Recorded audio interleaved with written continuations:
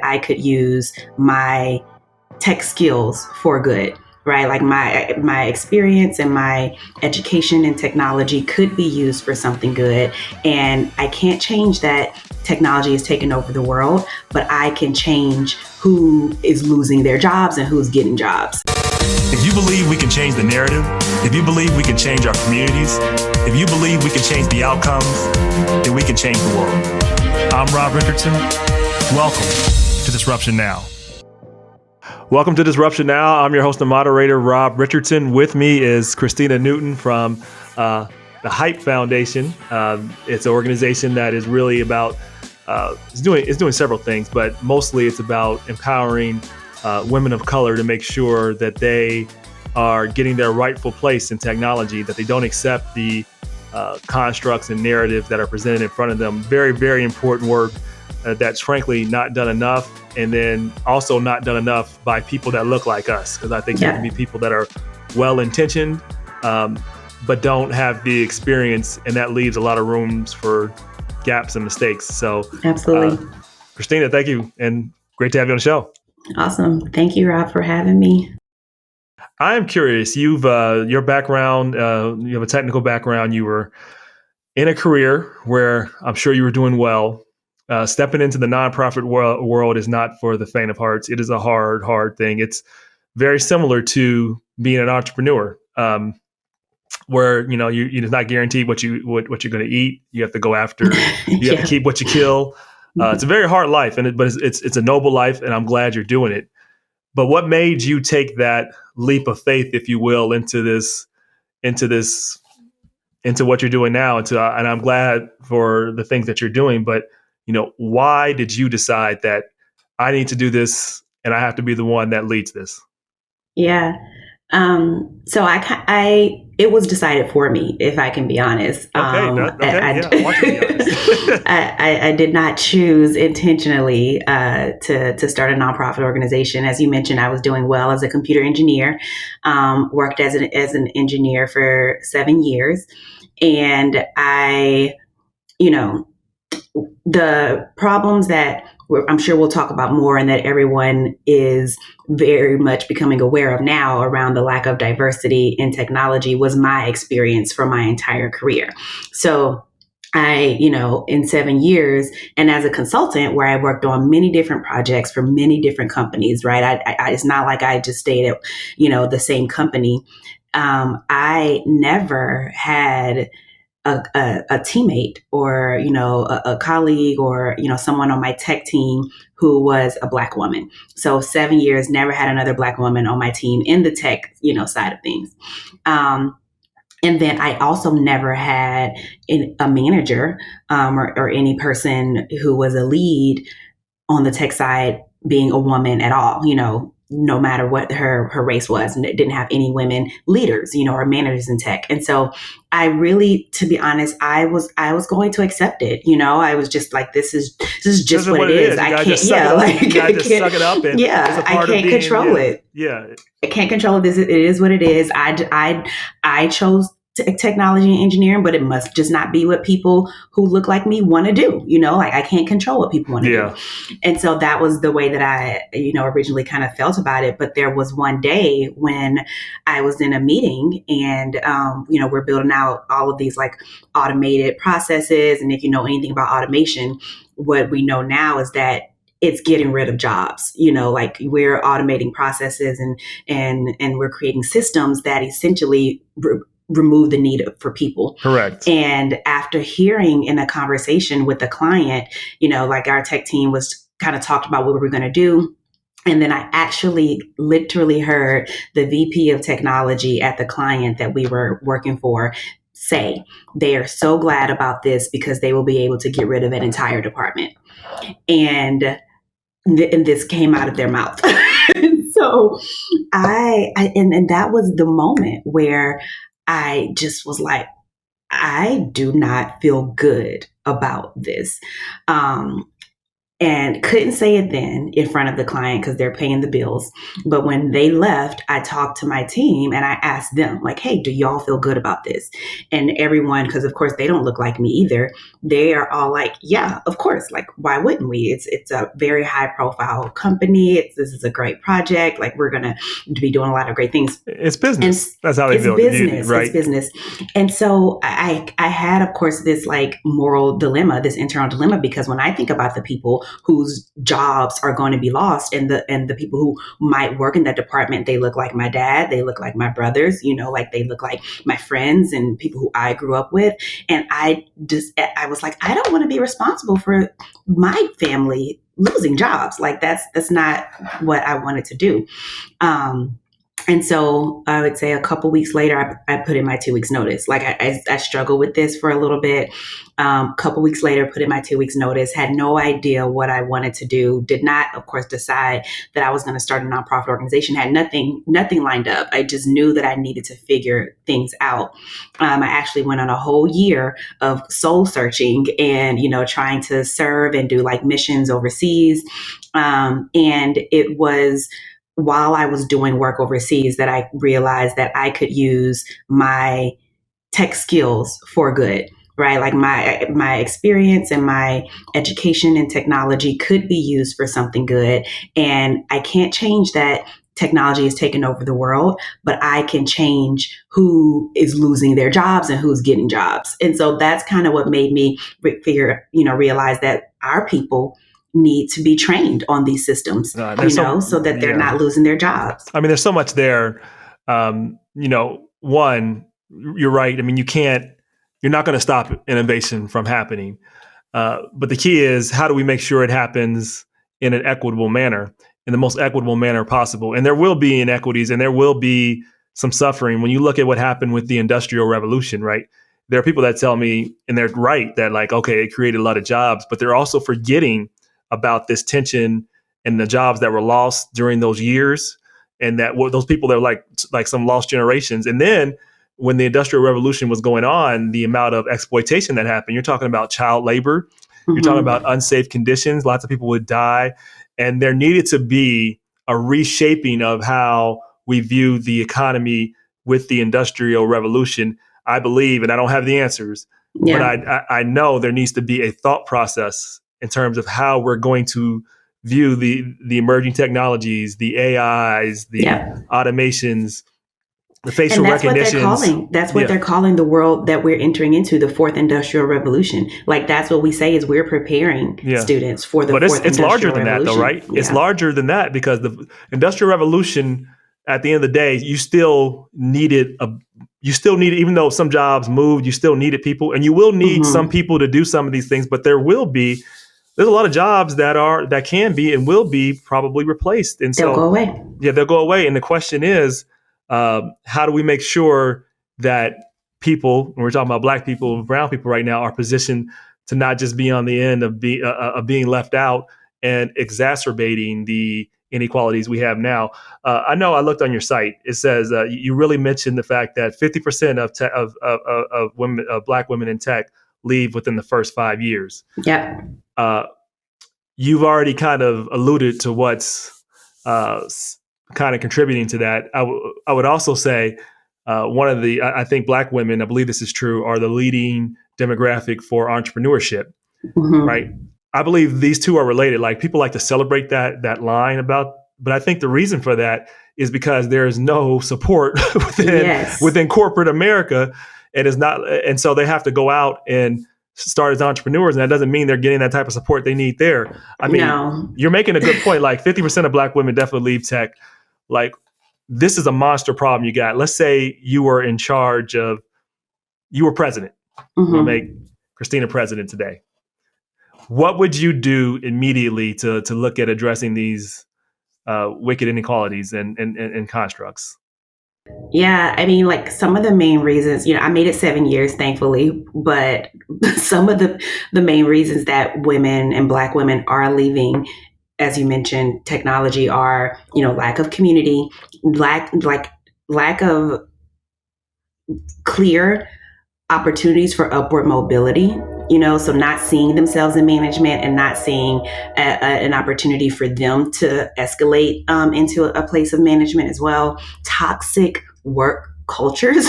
So like I think that would probably be one of the first things that I would do would be to address the work cultures of companies that maybe thrive on technology innovation or have like large monolithic groups of white men basically, and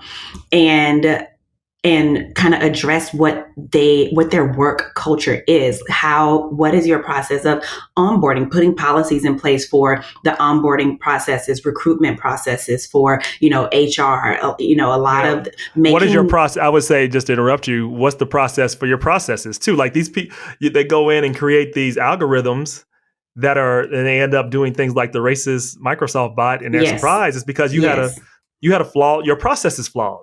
Yeah, processes are flawed, and just like we regulate so many things in like the health industry, and in science, there should be regulations, in place for the toxic work cultures and the inequitable recruiting practices that a lot of these companies participate in.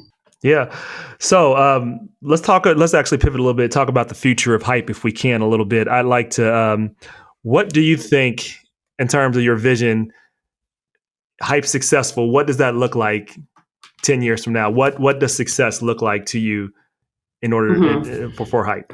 Yeah, so we're building a pipeline of leaders. So there's a pipeline from K through 12 into the tech space, and for women of color or girls of color, it's broken. There are cracks, there are holes, there are leaks, and for some reason, girls of color are not making it into like college and career in the tech space. So we're building a pipeline. Success means that pipeline is replaced or repaired or rebuilt, where, we are seen as just like HBCUs are starting to maybe or people are trying to see them more as like where you go to recruit, diverse talent, where Hype is seen as an organization that schools and companies come to like source and find, their talent, especially if they're looking for diverse talent.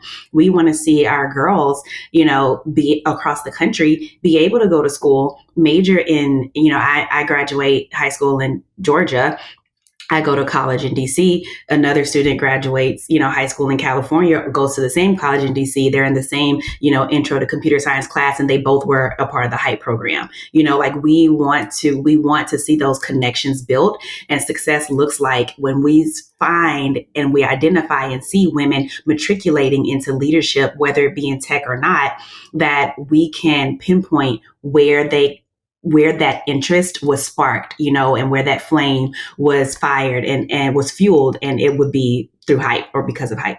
Yeah, I mean, I believe that's so important because part of what we have to do, a large part of what we have to do, is to change the mindset of, we're talking about, Black women, but this goes for Black people overall as well, change the mindset of what we're supposed to do and what is possible when the world says, this is who you are, this is what you're supposed to do, and having to always fight against that narrative. Is there anything you do in particular to really talk about improving the emotional intelligence and pouring into them when a lot of people are trying to take away from them, if that makes sense, trying to tear down, Black women? How do you go about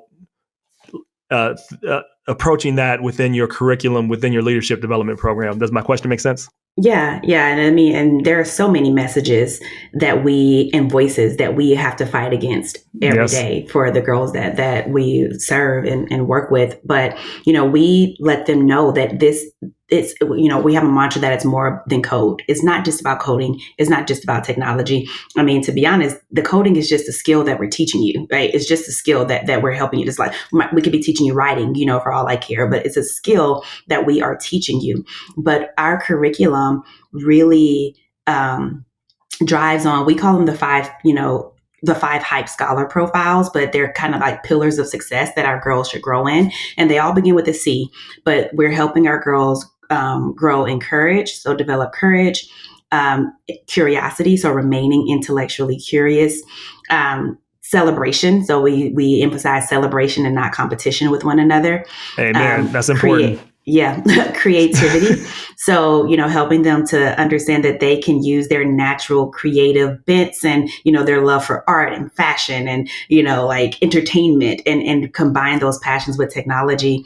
And because technology is not, to get on before you get to your fifth one, this is an important point, because technology is not boring. I think a lot of us got the view that what it means if I'm going to be in technology, I have to sit through and learn a bunch of boring equations, which, you got to do some of that, but that's not the end all be all. And some of it is just understanding the process, and you can really be creative. I mean, there's some of the most creative. It's mostly creative, especially now. Exactly. And you can find anything you want on Google. I don't have to memorize any algorithm. I don't have to memorize any formula. It's all creative. It's all about you just need to learn how to learn what I want to do. And really being creative about what you want to create, and then understanding, you do have to understand technology, because you kind of have to understand what's possible, but it's creativity is so huge. And then the last thing is community. So, and community, not just with one another, but being community minded in what you create. So understanding who it impacts, what are their habits, what are their needs, what are their life and their process. And one of the things that we do that we didn't get a chance to do this year, and Hype got a lot of attention this past year, but one of the things that is our signature program that we actually didn't get a chance to do, and no one really knows about or has spoken about lately, is our international experience trip. And that is kind of where that community is built in, where this is a core piece of our program where our students learn how to code. They go through it, an after school program. Then we teach them how to teach others. Studies show that you retain 90% of what you teach. So we train them on how can you look at what you've learned and think about other people's learning styles and techniques, and how can you get them to understand the same thing. So they learn how to teach others. And then we take them overseas, where they lead a 1-week coding camp for kids in different cultures, and really begin to understand why community is important and why thinking about other people's, experiences and backgrounds are important in the things that we create. And so that kind of holistic approach that we take in developing our girls is honestly, it's why Hype is going to be successful. It's why it is successful today. And it's why our girls are going to be more than just coders, they are going to be world changers and influencers. Yeah, that's great. So what is the most difficult challenge in this process, if you had to, narrow it down? If you could think about a story without obviously identifying who the people are, but what's been the most challenging moment you've had during your journey here? I'm sure there's some story that sticks out. Yeah, I mean, battling the messages, is one of them. So combating everything else that our girls are going through. Student recruitment and retention is another one, because we not only work to serve, girls of color, but we really intentionally focus on students from low income and rural communities. So reaching them and recruiting them is a struggle. It's a challenge, especially, today where everything is virtual.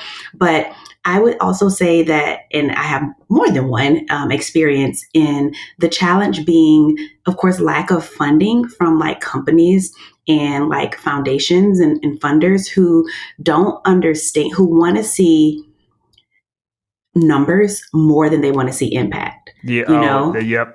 They actually don't care about my girls. They want to check the box approach. I say, how many people did you get in there? 100. That fits my quota. Versus if we got 20 people and made a huge impact, or we served 100 people, just to say, because the grant says serve 100 people. Yeah. And that's a challenge, because I will not budge there. And it's the nonprofit. It's the nonprofit political BS world. So it's I get a lot. Exactly. And I get a lot of, people who want to encourage me to be why don't you just do this? Or you need to go after government funding and you need to do A, B, and C. But some of these models and a lot of the grants don't allow us to have the level of impact and really go deep into the lives of our students like we want to. And at the end of the day, they are going to be our, sounding board, right? The programs and the students and the impact is going to speak for itself. And even if it takes longer, we are about this mission is personal to me. It's very personal to me. And so I see every person who goes through the program and they are personal to me. And so we do what we have to do to make sure that they're successful. I mean, it's true. I mean, when you think about the people, a lot of folks that are funding this, they're not proximate to the problem. Or to the issue. So it's easy to offer solutions when you don't have to go through what the people are going through. So I found that a lot of these organizations, some well-meaning, some not well-meaning, but at the end of the day, I don't measure intentions. I measure results and what you actually do.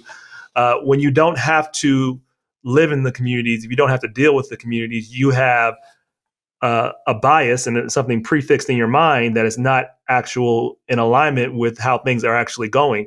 I'll tell you, just doing because I've done a lot of this work too, one of the biggest challenges I had, that's definitely part of the challenge, not having culturally competent leadership in some of the foundations or really sincere leadership.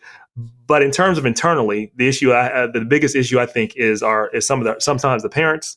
And I say this in a way that, I have empathy for the parents too, who have been victimized in their own way. Yeah. But sometimes they've internalized that narrative, and they hold their kids back because of things they've been through and what they think is not possible. Yeah. Have you ever dealt with something like that? And how do you navigate that? I think that is one of the biggest challenges I've seen. Like, how do you navigate getting parents on board? Because sometimes parents can be obstacles too. Absolutely. Like it's unfortunate because we can't just do our program. No. We can't. I wish we could just do it, but we can't. We have to provide, thought leadership to companies to help them understand, and really see the problem. And we have to do the same thing for parents, because not only can they be a hurdle, but they don't. And our programs are free. So the student's not paying anything, but we need the parents' involvement and engagement, and they don't quite understand the long-term impact of going through a program like this in their child's life, like they can being in a basketball camp. You know what I mean? Because that's the narratives that have been presented as, this is what you do to be successful. You become an athlete, you become an entertainer. And I mean, that's the dominant narrative, right? Yeah. We need to make it popular to be in tech. Yeah. And that's why representation matters. And so sometimes what we have to do is we have to play, we've had to play just a very intentional mentoring role for some of our students, saying hey, your parent can't bring you to the program, or they're not going to let you stay after school because you need to do A, B, and C. We step in and actually show the parents that we care. I think that's a big thing, is showing, the parents that we're not just trying to, we're not trying to take anything from them, but we want to be a part of their lives. We care. We will provide transportation. We will, write letters of recommendation. We will help them get whatever they need outside of, being a part of our program. But another thing about representation is when we do info sessions for the program, one, inviting the parents, and possibly one of the strategies that we take is being a part of the parent student teacher parent teacher night at a school, so that it's not just about us, but the parents are going to be there anyway, and we just kind of step in as well. And having other women who have been successful in technology, who look like us, talk about the importance, talk about their career path, talk about the struggles that maybe they had because they didn't learn this in high school, or they didn't take the opportunity to participate in it. Talk about how much money they're making. Talk about how they're able to take care of their parents and their grandparents now that they kind of work in this industry. So we have to. It's not enough for our parents and our kids' parents to know that technology is a successful career path, because what they don't know is that their kid can be successful in it. So we have to show them people who have done it, and that this can happen for your kid as well. Oh, that's great. I want to move on to the third and final segment of the show, and to think about your kind of long-term legacy about you, and get some kind of insight questions that I always like to ask. Who inspires you and why? Yeah, it's funny because I actually was just asked this question last week for like a different blog, but the people who inspire me, and I'm so glad to give them a shout out publicly, but they're not people y'all are really gonna know, right? So I mean, there are people are close to me and have been a part of my growth and development. And so, one of those people are, my mom. Shout out to mom, Faye Smith. Hey, Mom. Hey, mom. Who, like, what I learned from her was like persistence, how to care, like how to truly care about people, how to be a giving person. I talk about I'm also like a very spiritual person, very involved in my church. And I have a small group, and my small group leader at my church, really inspires me because she's so intentional about, like the way that she communicates and interacts with all of the other people in the small group. And I see the benefit of that intentionality, not just doing things because it looks good, or whatever, but doing, like, loving people and treating people the way that they need to receive it, and understanding that every person is an individual, and we need to be intentional about like our engagements with them at, their individual level. I'm curious, before you go on that, I'm curious with your small group there. I think it's so important to have a group of friends, family that you can lean on, that's supportive, but is also willing to wound you with the truth, right? That is willing to tell you when something's in your teeth, metaphorically and for real, right? So can you remember the last time you were wounded with the truth and how you grew and responded from that? I would probably say the person who wounds me with the truth the most is my oldest sister. It's always your sisters. So give me a truth she wounds you with. Between me, you and her name is Kenitra. But what's the most recent, or the one that has like impacted me the most? She's gotten better at her messaging and her messaging and approach. But so I would say that, gosh, what's something that she shared with me? Sorry, No, thinking. You're fine. I didn't prepare you with this question. Sorry. No, I told you it goes like a conversation. I just go with the flow of it. It's totally fine. One thing that so my sister is also like a professional like publicist. She does marketing and public relations and things like that. And one thing that I, as a leader of Hype, I think as like an engineer by trade, I've never wanted a spotlight. I still don't, to be honest. Like, I'm not very comfortable in that space. And so I have always tried to like manage like our program and our organization, put processes in place, like lead and tell people what to do, but not want to kind of be like a forefront leader. And I don't think if you're a leader, you have to be in the spotlight, or anything like that. But one thing that she has recently shared with me is that, like, sometimes people want to know about me. Kind of like this interview. She's like, Kristina, sometimes like you do a great job of talking about Hype, you know what I mean? And what you do and, the impact you're making and blah, blah, blah, blah. But sometimes like you have to let people in and they just want to know about you, and that's what's going to like they want to know about your background. They want to know like what's something, some truth that somebody told you. Yeah. And I think that's had an impact on you. Yeah. To her point, I think they also want to know. I think inherently people want to know your why, your compelling mission. Yeah. Your what you're doing is extremely important. Yeah. How you're doing it is important.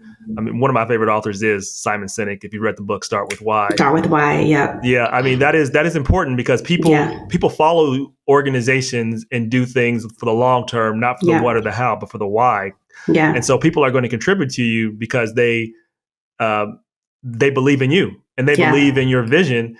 And so the fact that it's not, of course, it's not about you per se. Yeah. It is about what you stand for. It is about your narrative and your story. And how that reinforces into the mission. So I'm a believer that you can't tell your story enough. Like I've told my story so many times, people are probably sick of it, but my why is extremely clear about what I do and why I do it. And I've had people tell me, well, you shouldn't tell that because, people might think you're not smart. I think I've told you my story that I had a learning disability, have one. I mean, I have ADHD, fine.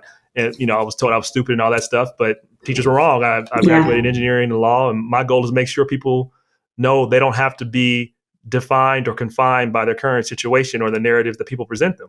Yeah. And that's your conflict, right? And what she shared with me is that people don't go to the movie. Like, what makes any good story and makes something that people are talking about for years and years to come is the conflict that occurs and how they overcame it.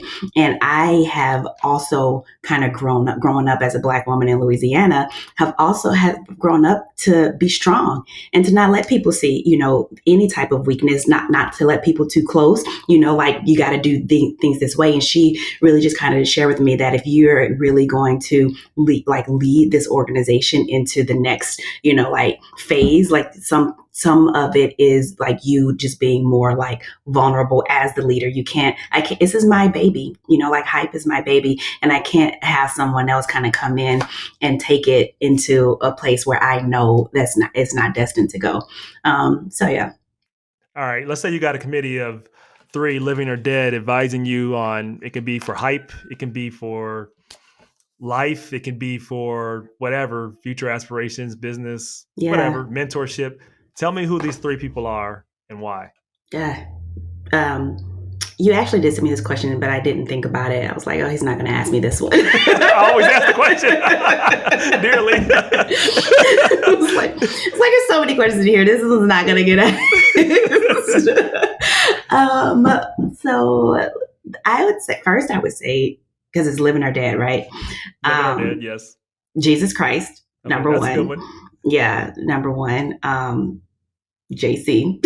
And I can also talk about why, because, I can't assume that everyone knows, who Jesus is, but why is because, again, I talk about intentionality, but because of his intentionality with people and, whatever, being Jesus, even people who he knows are not going to, take his advice or, do what he wants or whatever. But so what would you ask Jesus? You got Jesus in front of you. What you going to ask? What you going to ask Jesus? Well, I would ask him how.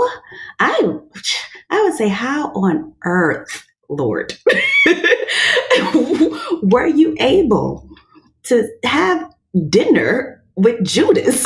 That's a good question. Knowing what's about to happen. What he's going to do. See, that's why he's chosen, because I would have had to beat down Judas. I'm just being honest. And I'm a Christian. What? As soon as I became privy to what he was going to do in the future, I'd have beat him down, and he would be like, "What you beating me for?" Because I know, I know. You can't give me the power to predict the future and see people who are about to betray me. I'm like, yes, not gonna have it. Yeah. So, all right, Jay-Z. What would you ask Jay-Z? No, I said JC, Jesus Christ. Oh, I thought you said Jay-Z next. Okay, no. Okay, Jesus Christ. So sorry. I didn't have Jesus my second Christ. one. No, it's okay. Okay, yeah, my second one would be, gosh, I've been really inspired by Stacey Abrams. Lately, I want to meet her. I live in Georgia. I should know her. But I think what I would ask her is, or if I'm looking for a mentor, just looking for advice, but I think I would just kind of ask her to be a mentor for me in that, continual perseverance, the continual fight in the face of, things seeming as if it's just not going to turn around. Yeah, you know what I mean? I can personally attest to how much dedication she has. So I ran for public office in Ohio. Mm-hmm. I ran statewide. Believed that the whole time I was going to win, because most of the time Ohio was a swing state, and we're just not a swing state right now. I think there's no argument there. Yeah. Right. So, but I know how hard it is, how much you have to put on the line. And when you do that, and she was worse than me, she was cheated out of it, right? I mean, yes. she still went forward. She kept going. And she kept going. I mean, I'd have been like, all right, on to the next. You know what I mean? It just wasn't for me. Because there's a whole lot to you give a whole lot of yourself to run for public office, and unless you've done it, people really don't have an idea. I mean, people are giving Stacey credit as they should, and accolades as they should. But people have no idea the amount one has to give up. Yeah. If they're serious about trying to help people and they're running for office, and you're not just wealthy on your own, it's a lot to give up. Yeah. It is. So I agree with you on that. Okay, who's your third? Yeah, I love her. And then my third would It would probably be, people might be surprised I'm going to say this, but Kimberly Bryant. Okay. She's the CEO of and the founder of Black Girls Code. And the thing, like, people try to compare me with other similar organizations all the time. And again, like, we teach our girls celebration and not competition. Yeah. So I'm not in competition with anyone doing anything similar. But it would be like, you're in compliment, like you said, because listen, I tell this people all the time, because there's similar people in my space, is that there's not enough people doing this. So I'm never going to say it's bad. Like, we're not in competition to figure out how we can really help people. Yeah. We are complimenting to figure out how we can lift up more. We have the same mission. Yes. And I think that my question to her would be a business question, because right now we're based in Georgia, but we want to scale, we want to, go nationwide. So it would, like, be advice on, what does that look like to have like these regional models where you're able to scale your organization and your company nationally, and how were you able to do it, as a Black woman in this space? Yeah. That's a great question. All right, two more fast and quick questions. Okay. So, an important truth you have that very few people agree with you on. So that would be kind of what I mentioned earlier about success does not equal like chasing numbers. You know what I mean? So like, that's a conviction that I have. And, success for us is about impact on the individual level. And we are not going to chase after, exposing 1 million girls to code or, or to science or STEM. And then after that one day workshop or exposition, they never do anything else with it again. Exactly. But that's just not what we're going to do. Yeah, no, I get it. All right, final question. You have a billboard or a Google ad that summarizes your belief. It's a saying. What does that say and why? Yeah, so I did think about this question, and it would be keep God first and everything else falls in place. And, this is my mantra. This is not easy even for me to do, especially in like business, because, in nonprofit and entrepreneurship, like everybody has, advice for you and everybody has a strategy and things never work out. And I've wanted to give up so many times, something that my sister, has had to like get me back on the horse like so many times, and saying like, and having me to remember, like, how many times have you, like either messed something up or thought something wasn't going to work out or whatever. And at the end of the day, because you kept God first, like it turned out. Why? Like, is this any different? Like, she's had to remind me, like, is this any different? Oh, okay. So you're good, right? And so I'm like, okay, yeah, I'm good. But that's a good accountability partner. Yeah. I hope she doesn't hear this, because I don't want to give her the credit, but she's pretty awesome, but whatever.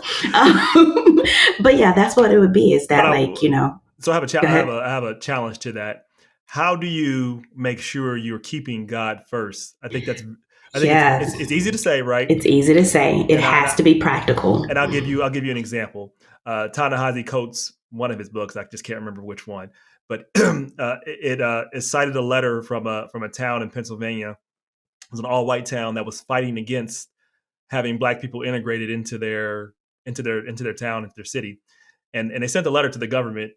It was phrased like this. I said, we're good going Christian people. I'm paraphrasing a little bit, but this is essentially what they say. We're good going Christian people. We obey the rules. We just don't want Black people coming to our area.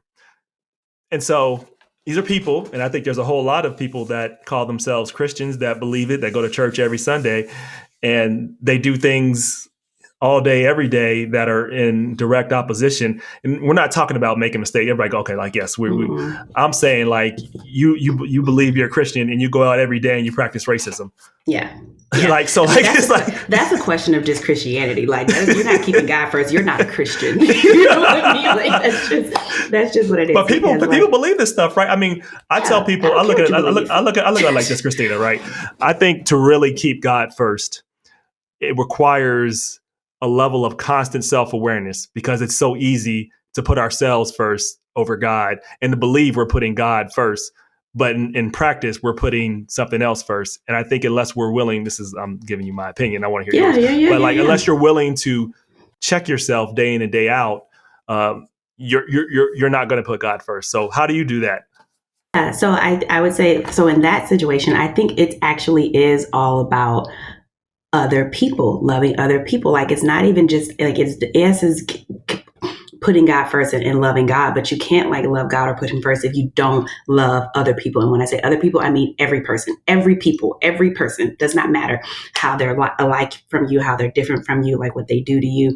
And so I was talking to my husband about this the other day, because I think about this actually a lot. And so I was, it's hard when you are so busy to actually like be intentional about like other people, you know what It I is mean? hard. And yeah, it's hard. It's on It's something I'm not very good at. I'll be what does very this look honest. like? Yeah. So I was like, what does this look like? And so it's little things like I've started to try to like put in practice. As soon as someone else comes across like my mind, I'll text them and say like, hey, I'm thinking about you, like what, is there a way I could pray for you? How are things going? I schedule so much in my calendar. So when you talk about like putting God first, I schedule so much in my calendar. Why, if I'm not scheduling like things that I need to do for other people in my calendar as well, then I'm not keeping God first, and I'm not making other people intentional as well. I'm making everything else in my calendar first, and whatever extra time that I have left is the time that I'll give, to other people. That's not putting them first. And so with the God thing, like I have to spend, and I'm saying this because this is something that I believe. I don't always do it. So I'll be the first to say that. And I need, something I'm trying to get better at. But the first part of my day, I try to wake up earlier now and spend the first part of my day, 45 minutes to an hour, put it on my calendar, set an alarm to like spend some time just meditating, and praying and trying to see like what God says, and not allowing, this is where it gets hard, is whenever there's a deadline, I have a grant due, I have something else going on. And it's easy to be like, oh, but if I don't write this grant, then I won't get the money, and I'm a shoo-in for the money. Yeah. So if I choose to do that other thing and say, well, God is going to understand, or whatever, then I'm not keeping God first. And it's not that he won't understand, but it's about me, and it's about my heart and my thought and my position. And if my mantra is everything is going to fall in place, then I have to truly believe that it's going to fall in place because I kept God first, and not because of something else that I did to make the other things happen. Oh, that's so well stated. As we conclude, if you look at anything that we need to be more intentional about, from a book I read, I think it's called Atomic Habits. That's the book. Yeah. Atomic Habits. We don't, and I'm paraphrasing, we don't rise to the level of our aspirations. We fall to the level of our systems. So it's really about creating habits and being intentional about what you want to do, versus hoping and being aspirational about it. Like you're gonna fall every time to your aspirations, every time. But you will meet with whatever you are intentional about and have systems and habits in place. And it's something we have to continually put more habits and be more intentional. When it comes to all things. If someone looks at your calendar and or your bank account, they should be able to know what you prioritize or what's important to you. If they look at your calendar, what you put on your schedule, and if they look at what you give your money to, then they should be, or how you spend your money, then they should be able to know what's important to you. And if what you say is different than what appears from that, then there needs to be some type of reconciliation that happens. Yeah. Kristian Newton, you dropped the mic right there. Thanks so much for coming on. Look forward to having you on in the future. Yeah, no problem. Thank you.